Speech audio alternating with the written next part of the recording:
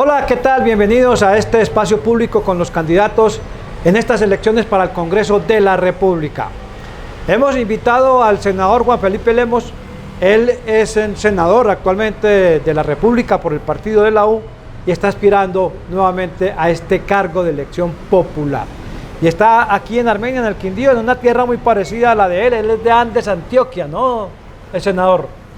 Así es, doctor Miguel Ángel. Saludo especial para los televidentes del Quindiano Televisión.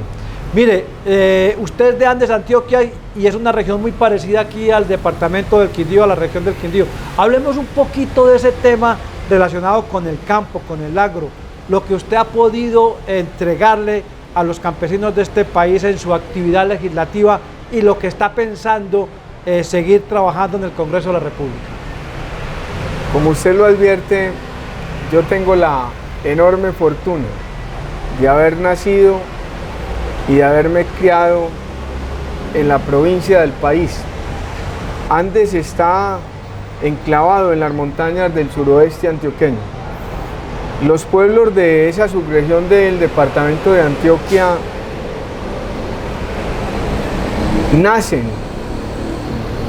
o son fundados en el proceso de colonización antioqueña vivido en el siglo XIX, que dio lugar también a la fundación de los municipios del departamento del Quindío, de algunos de Risaralda, unos del norte del Valle y desde luego del departamento de Caldas. Las costumbres, la idiosincrasia, las raíces, el ancestro es el mismo. Si usted va al suroeste antioqueño y observa el paisaje, se dará cuenta que es el mismo paisaje cultural cafetero que tienen la gran mayoría de los municipios de este departamento del Quindío. Si va y compara apellidos, se da cuenta también que son los mismos. Los mismos sarracenos, es decir, porque dice que tanto la gente de esta zona del sur... Somos sefardíes. Sefardíes, o sarracenos. Judíos sefardíes. Sí, exactamente, exactamente. La raíz nuestra es esa, es una raíz sefardí. Y desde luego el origen incide mucho en la vida de los seres humanos y sobre todo en nuestras carreras en el ejercicio político. No es lo mismo ser un político de provincia, ser un político de ciudad capital. ¿Le queda más difícil al de provincia o no? Es más difícil para el de provincia llegar a esos escenarios, porque la política que se hace en la provincia, más que una política de medios de comunicación, es una política de exposición, de permanencia, de cercanía, de reconocimiento de lo que sucede en el territorio, y eso es lo que nos da la oportunidad a nosotros de ganarnos los votos, no madurándonos a punta de medios de comunicación nacional. Como sucede regularmente con la gente que trabaja desde Bogotá o es de Bogotá. Sí, eso es lo que sucede en Colombia. La opinión la producen los medios de comunicación nacional y están de cierta manera destinada a algunos políticos que han tenido la fortuna también de nacer, criarse en las ciudades capitales, que tienen esa ventaja de tener acceso a los medios de comunicación nacional, pero que no han tenido la posibilidad nuestra de empezar nuestras carreras desde la base regional, que son los municipios de los cuales venimos. Para mí, mi origen ha incidido mucho en mi desarrollo como político, en mi crecimiento como político, pero particularmente en la defensa de los temas y causas que a lo largo de estos 12 años como congresista he liderado, defendido y consolidado en el ejercicio congresional. Una de ellas, el sector rural y campesino. Desde luego más la que tiene que ver con mi entorno, que es el sector cafetero. Nosotros hemos tenido una incidencia importante en momentos difíciles que ha enfrentado la caficultura. Yo recuerdo en el año 2012 la crisis de precios sí, que enfrentaron los cafeteros, que dio lugar a que los cafeteros tuvieran que salir a las calles del país a la protesta. a exigirle al gobierno nacional de la época mayor atención, porque recordará usted, Miguel Ángel, estaban pagando en esa época 450.000 pesos por la carga de café y valía producirla más de 650.000 pesos. No estaba alcanzándole a los cafeteros ni siquiera para garantizar los costos de producción. Nosotros lideramos, recuerdo eso como si fuera hoy, estaba yo de presidente de la Comisión Cuarta de Presupuesto del Senado de la República, lideramos el traslado presupuestal que permitió en ese momento atender de manera circunstancial esa difícil situación que estaban enfrentando los cafeteros a través de la creación del famoso PIC cafetero, que fue un aporte adicional que hizo el gobierno nacional para compensar esa reducción tan grande que tuvo el precio del café en ese momento y por lo menos garantizar los costos de producción.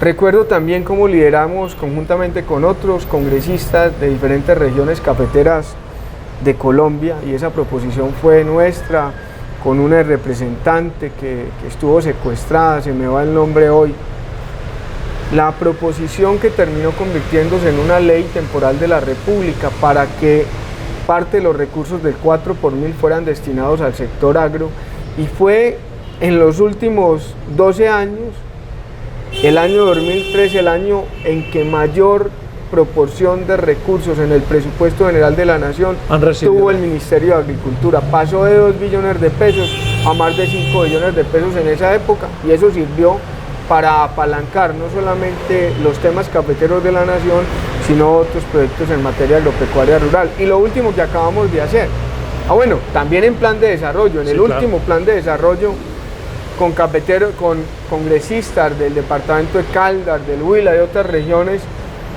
lideramos en el plan de desarrollo la creación del Fondo de Estabilización de Precios del Café, y posteriormente aprobamos la ley que materializó ese pensamiento general incorporado en el Plan Nacional de Desarrollo y lo convirtió en ley de la República, y hoy, por fortuna, los cafeteros tienen un fondo de estabilización de precios que en momentos de vacas flacas los debe proteger. En este momento no, porque hay vaquitas porque hay un buen precio. Un buen precio, pero acuérdese que habíamos hablado en otro momento de que eso no es tan real, porque ahí viene el problema para las cooperativas, y viene también el problema para los cafeteros que vendieron a futuro con un precio de 1 millón de pesos, y que las cooperativas seguramente irán en caso de no cumplir, irán a perder un poco de plata.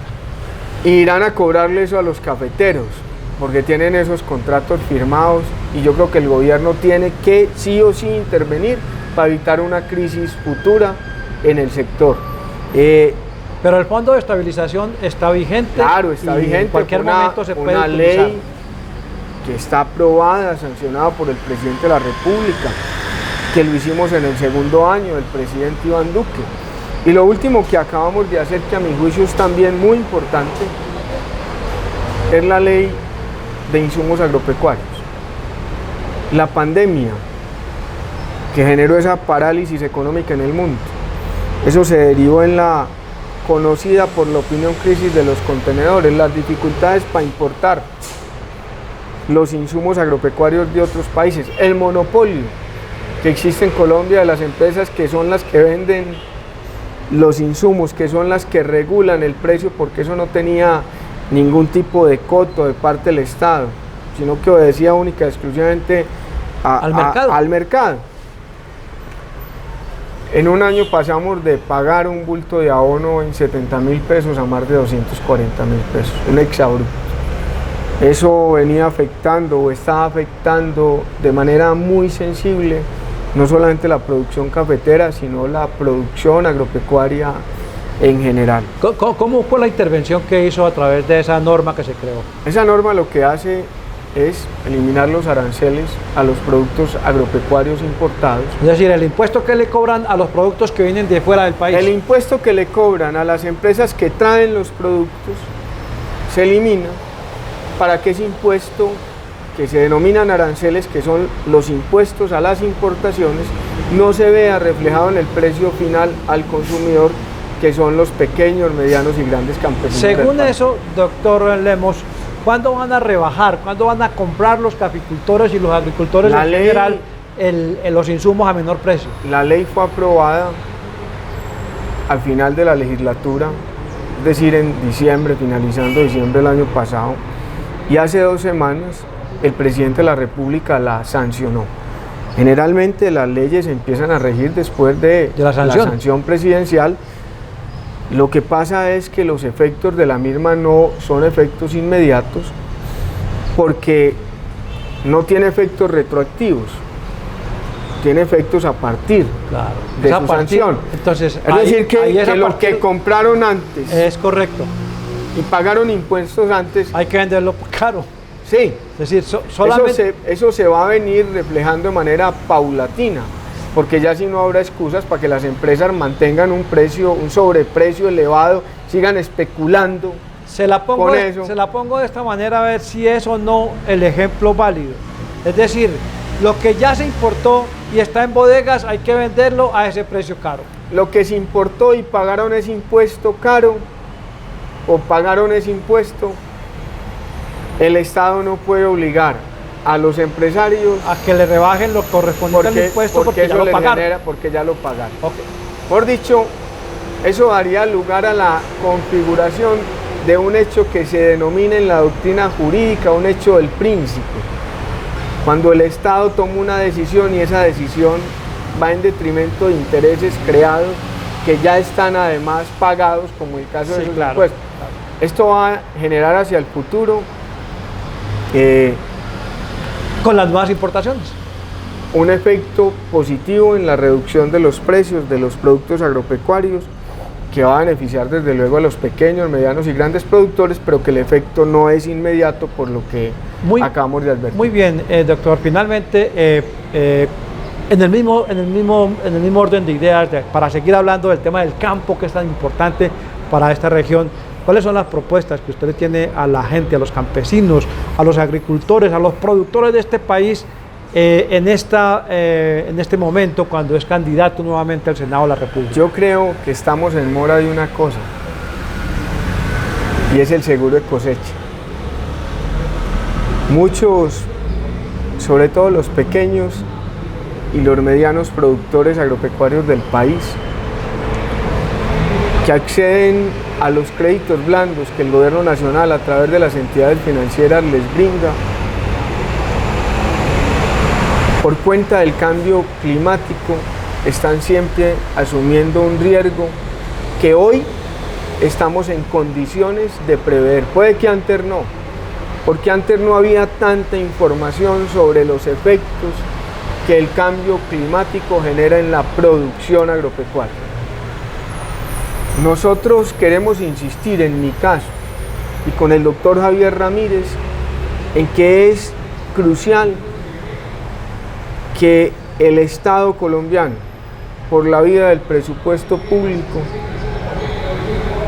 creemos nosotros el seguro de cosecha, para que aquellos pequeños, medianos, campesinos que accedan a crédito para sacar adelante sus cosechas, en caso de que se vean afectadas las mismas por cuenta de del cambio climático, no pierdan el trabajo de toda su vida, porque hay familias que han perdido la construcción de muchos años porque prestaron una plata, la cosecha se perdió por cuenta de las lluvias, por cuenta de lo que sucede con los fenómenos del clima, y quedaron en la ruina, y el Estado no tuvo cómo prever eso. Esa es una protección al campesino. Una protección al campesino, seguro de cosecha. Nosotros vamos a trabajar intensamente para que eso sea incorporado en el Plan Nacional de Desarrollo. Si Dios y la gente nos da la posibilidad de volver nuevamente al Congreso, en el caso del doctor Javier Ramírez, de estar en la Cámara de Representantes, y seguramente vamos a presentar un proyecto de ley en esa dirección.